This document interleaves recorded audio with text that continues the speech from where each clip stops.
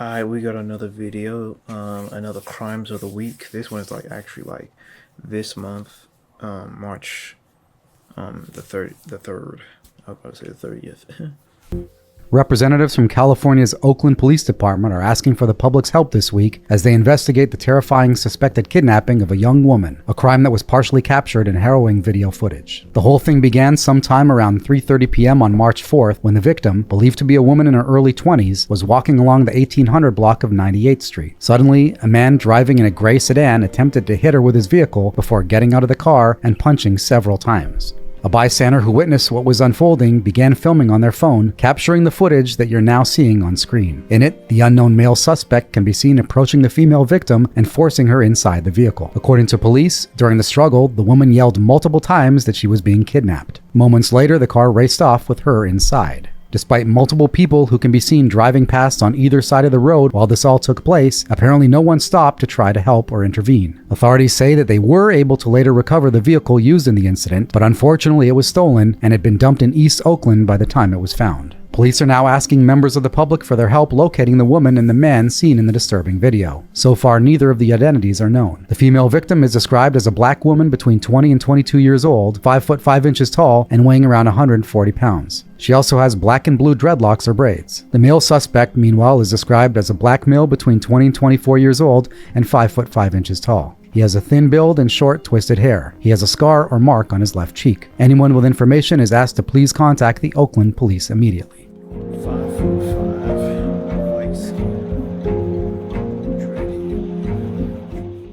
Representatives from Colorado's Douglas County Sheriff's Office and the U.S. Marshals Service released a major update in a devastating family kidnapping case this week, announcing that a missing boy who had previously been featured on the show Unsolved Mysteries has been safely located after several years thanks to a chance police encounter. The case began in November of 2017 when 40-year-old Rabia Khalid failed to show up for a scheduled custody hearing in Atlanta, Georgia. Khalid and her former husband, Abdul Khan, had been in a bitter and ongoing dispute over their then 7-year-old son, Aziz. According to the National Center for Missing and Exploited Children, the custody situation between the two started off amicably enough. After the couple divorced in 2014, Khalid moved from New Orleans to Atlanta with her new husband, 42-year-old Elliot Burgess. The pair took Aziz with them, but with the understanding that Abdul would still be able to see Aziz as much as possible. Despite the more than 400-mile distance, the father began traveling to Atlanta every other weekend to spend time with his son. In his words, quote, "I made my whole work schedule around Aziz. I'd visit him every other weekend, and I would bring him to New Orleans so he could be with his family." However, as time passed, Khalid reportedly began making it more and more difficult for the father and son to see each other. Eventually, Abdul decided he'd had enough, and he started fighting for his parental rights. The court proceedings went on for quite a while, but according to authorities, it became increasingly clear to Khalid that she was going to lose. So, right around Thanksgiving of 2017, she and Burgess allegedly packed up all of their things, took Aziz, and fled. For more than 7 years, Abdul and his extended family desperately searched for Aziz. Police also attempted to locate Khalid and Burgess, but they managed to stay one step ahead. The two were described as highly skilled and very smart. Khalid was an epidemiologist and had a master's in public health, while Burgess had a background in neuroscience. In addition to law enforcement, multiple other organizations and agencies chipped in over the years to do what they could to help find Aziz. This included the previously mentioned National Center for Missing and Exploited Children, but also shows like Unsolved Mysteries, who featured Aziz's case in one of their episodes. However, in the end, it was a totally chance encounter that would bring the answers everyone was looking for. On February 23rd, officers from the Douglas County Sheriff's Office in Colorado were called about a possible burglary in progress at a home in the community of Highlands Ranch. The house was vacant and was listed for sale, but the actual owner apparently noticed suspicious activity there. When police arrived, they found 4 people, 2 children and 2 adults. The adults, a man and a woman, were found on their way out of the house, and when asked what they were doing, claimed that they were associated with the property's realtor. Upon further questioning, though, the couple's story unraveled, and after several hours of diligent police work, authorities realized that they had stumbled across something big. The man and woman were I'm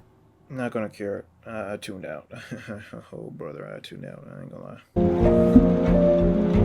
I tuned out. Authorities in Middlesex County, New Jersey say that a local man is facing murder charges this week after he bizarrely walked into a police station out of the blue and confessed to killing his wife. According to reports, the whole thing began shortly before 12:15 p.m. on February 28th when the man in question, later identified as 60-year-old Ashraf Tawfiq, walked into the headquarters of the East Brunswick Police Department. After approaching the front desk, he used a translation app on his phone to tell officers that he had just killed his wife and that he was there to turn himself in. When police responded to the man's Yorktown Road residence a short time later, sadly, they learned that Tawfiq was telling the truth. His wife, 58-year-old Marcel Botros, was found unresponsive inside and quickly pronounced dead. While almost no additional details have been released about the situation at this time, court papers state that Marcel was viciously stabbed multiple times. However, no information about a possible motive was included. Tawfiq was arrested at the police station after turning himself in and has since been charged with murder as well as 2 counts of unlawful possession of a weapon. The situation is still under investigation, and anyone with information about the crime is asked to reach out to either the East Brunswick Police or the Middlesex County Prosecutor's Office.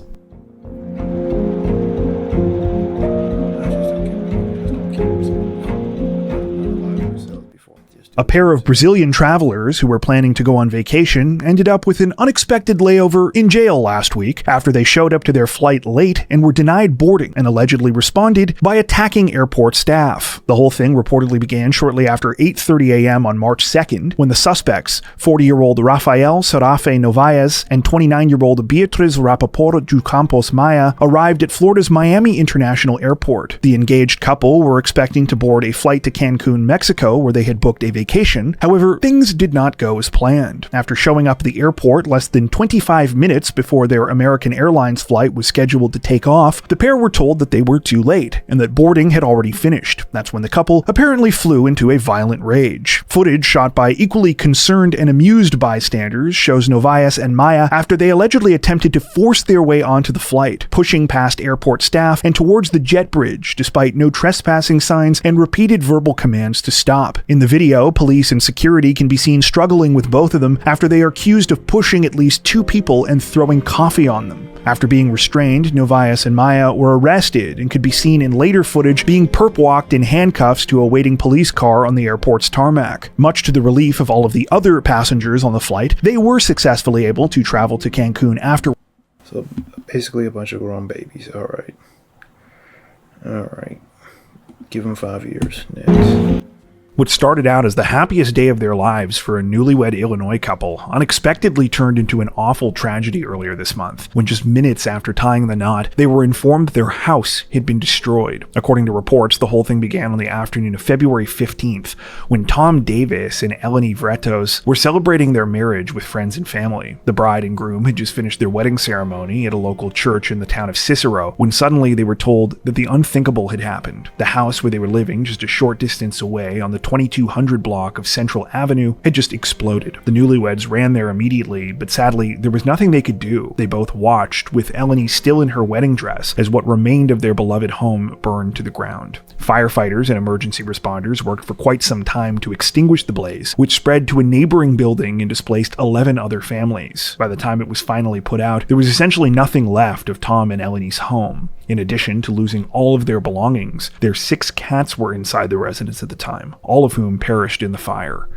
As an investigation was launched, it quickly became clear what had happened. Shortly before the explosion, one of the guests at the wedding, 31-year-old Anthony Avila Puebla, was seen slipping out of the ceremony and parking his car about a block from the residence. Surveillance footage showed him going in and out of the house several times, carrying large jugs of what was believed to be gasoline and other flammable liquids. The blast happened not long after Puebla was seen entering the house for the final time. The 31-year-old was also killed during the explosion and fire, and his body was later retrieved from the wreckage. No motive behind the man's disturbing actions had been confirmed at this time, though it said that Puebla was in a relationship with someone else that lived there. Adding to the devastation of the whole incident is the fact that the residence was apparently Eleni's childhood home. She had grown up there, and her family had owned the property for decades. As if this weren't awful enough, according to the couple, because they were in the process of remodeling and transferring home insurance at the time, they have no coverage for what has happened. A GoFundMe set up for the pair reads in part, quote, "This home was more than just a house. It was where Eleni grew up, where she and Tom had moved in to start their new life together." So was he jealous that she was getting married, or is like something was going on? Because, seems like a little bit of jealousy, but he didn't live to see out his plan because he died while he was doing it. So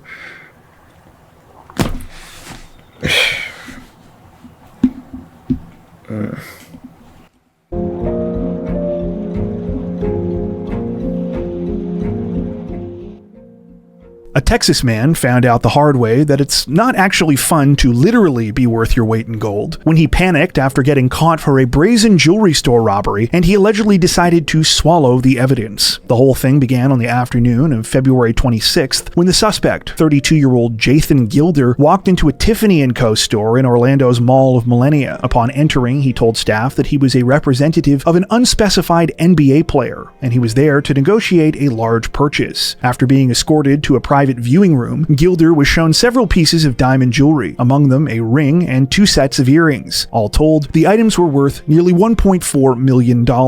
However, as I'm sure you've already guessed, Gilder was not in fact there for legitimate reasons. He was posing as a rep for a high roller simply so that employees would be duped into bringing out the valuables. As they were in the middle of discussing a wire transfer, the 32-year-old suddenly got up from his seat, snatched all of the jewelry, and ran for the door. While the exit was locked and the employees quickly began to struggle with Gilder, he was nothing if not persistent. After reefing on one of the exit doors long enough, he was able to pry it open so there was enough room for him to escape. Employees managed to get the diamond ring back during the confrontation, but he still managed to make off with the 2 sets of earrings worth approximately $770,000. Unfortunately for Gilder, though, thanks to the mall's extensive network of surveillance cameras, as well as public CCTV cameras, police were quickly able to identify the vehicle he was driving. He was pulled over about 6 hours later as he was speeding back to his home in Texas. While police looked in Gilder's SUV, they found plenty of evidence that he was the suspect they were looking for, including the clothes he was allegedly wearing during the robbery and the price tags for the stolen items. However, the actual jewelry was nowhere to be found. Well, authorities soon figured out why, when after being taken into custody, Gilder spontaneously asked, damn,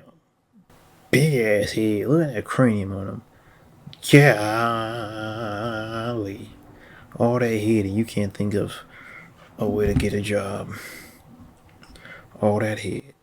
quote, "Am I going to be charged for what's in my stomach?" It turned out that Gilder had swallowed the earrings right before his arrest, something that was eventually confirmed with medical imaging. The decision was one the 32-year-old apparently came to quickly regret, as he was also allegedly overheard by another officer saying, quote, "I should have thrown them out the window." Gilder has now been charged with multiple offenses, including first-degree grand theft. According to news sources, this is far from his first foray into robbery. Included in his lengthy rap sheet is a nearly identical incident from 2022 where he allegedly robbed a Tiffany store in Houston. That time, he did not swallow the valuables, though. Speaking of which, arguably the worst job of all is going to be for the person unlucky enough to have to retrieve the stolen diamonds. Police reports note, quote, "These foreign objects will need to be collected by cops after they are passed through Gilder's system."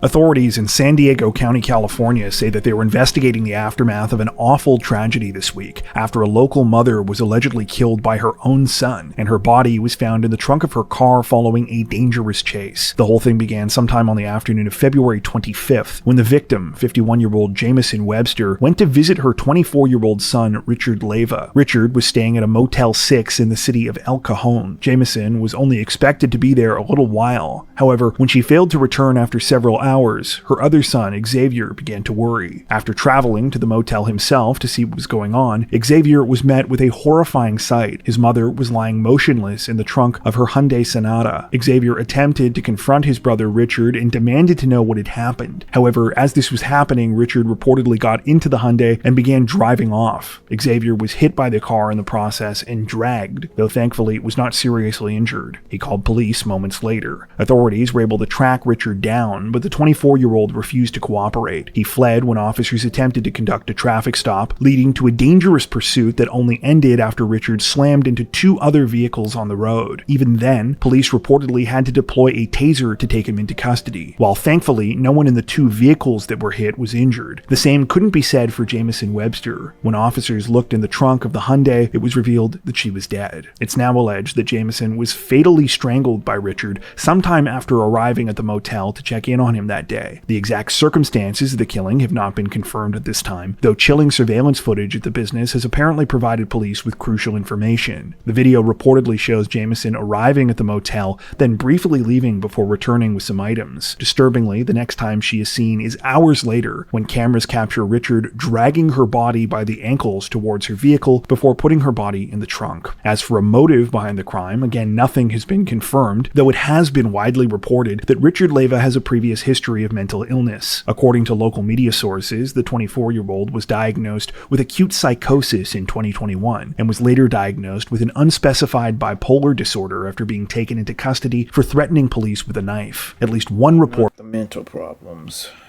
we came across also stated that Richard had recently left a mental health facility the same day that he was admitted. After leaving, he checked into the Motel 6 where the awful situation unfolded. Jamison's ex-husband, Mike Webster, filled in further details during an interview with local media, telling reporters that they had been warned in the past about Richard's behavior. He said in part, quote, "We had cops come over to the house to arrest him because he was acting crazy, making threats. One of the officers told us, if you don't get help, somebody's going to die." It appears that the family did try to get help for Richard, though it's claimed that he kept being released any time he was taken to a hospital or mental health facility. The 24-year-old is now facing charges including murder, assault with a deadly weapon, and evading law enforcement. If convicted, he is looking at 28 years to life in prison.